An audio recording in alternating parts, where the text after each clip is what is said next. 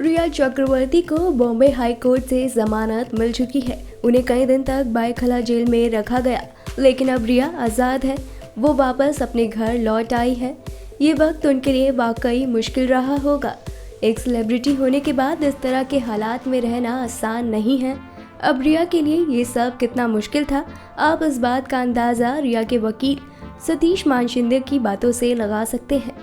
Jail में 1 महीने तक रिया का क्या रूटीन था, वो क्या क्या करती थी, ये बातें अब सामने आ गई हैं।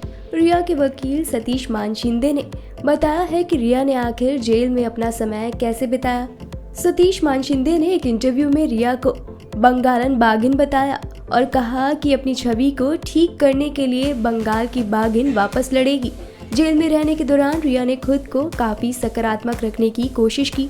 मीडिया के साथ बातचीत में सतीश मानशिंदे ने कहा, मैं व्यक्तिगत रूप से इतने सालों बाद एक क्लाइंट को देखने के लिए जेल गया था, क्योंकि जांच एजेंसियां उसके पीछे पड़ी थी और उन्हें परेशान किया जा रहा था।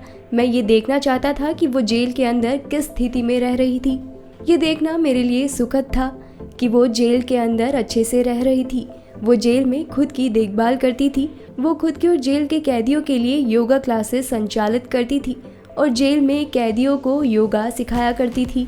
उन्होंने खुद को जेल के मुताबिक एडजस्ट कर लिया था, क्योंकि कोरोना महामारी के कारण उन्हें घर का खाना नहीं मिल सकता था। वो एक समान महिला की तरह ही कैदियों के साथ रहती थी। एक आर्मी जवान की लड़की होने के नाते उन्होंने युद्ध जैसी परिस्थितियों का सामना किया और अब वो किसी भी व्यक्ति का सामना करने के लिए तैयार है जो उन पर आरोप लगाने और उनके हितों को नुकसान पहुंचाने की कोशिश कर रहा है।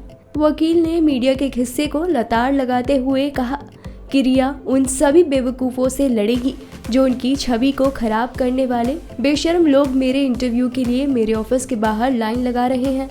उन्होंने कहा कि कुछ लोग केवल टीआरपी के लिए रिया के पीछे पड़े थे। रिया के पीछे पड़ने की वजह सिर्फ इतनी है कि सुशांत का परिवार उनसे बदला चाहता है।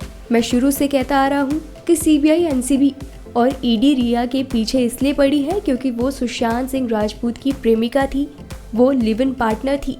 रिया के वकील ने कहा कि वो करीब 1 महीने बाद अब अपने बिस्तर पर सो सकेगी। हमारे आज के इस रिपोर्ट में बस इतना ही। मैं इशिका जैन, पंजाब केसरी, दिल्ली से। अगर आप हमारी ये वीडियो फेसबुक पर देख रहे हैं तो हमारे फेसबुक पेज को लाइक कीजिए, और अगर आप हमारी ये वीडियो यूट्यूब पर देख रहे हैं तो हमारे यूट्यूब चैनल को सब्सक्राइब करना मत भूलिएगा।